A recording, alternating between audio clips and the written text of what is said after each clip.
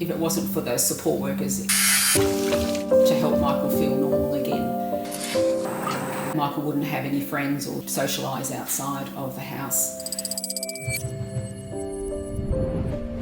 My name's Helen and I've been married to Michael for 33 years.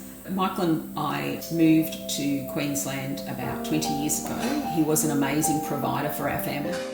I used to be working full-time, working 12 hours, most of the time in the cold room. I just couldn't actually keep up with the load of work.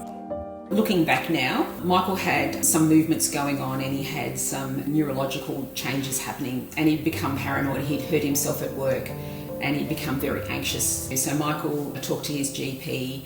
That's when I got diagnosed with Huntington disease. His work had wanted nothing to do with him. Michael was left with no work. That of course stopped and the money stopped too. It was a hard time for him and a hard time for all of us. Not only do you lose your job, you lose your workmates. His whole world is turned upside down.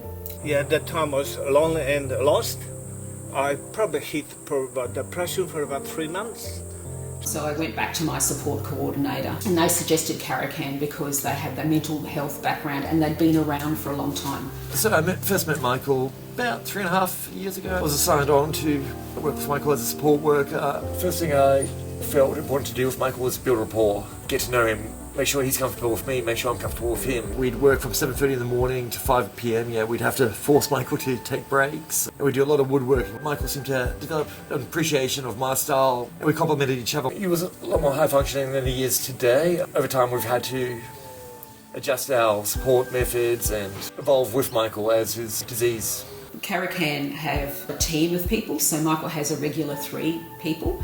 And then we've got 2 other ones that will come in when those can't. And that's very important with Huntington's, and that's the best part about Karakan. A support worker that they come on board, and if it isn't a right fit, they're happy to change them out again and find somebody that's a good fit.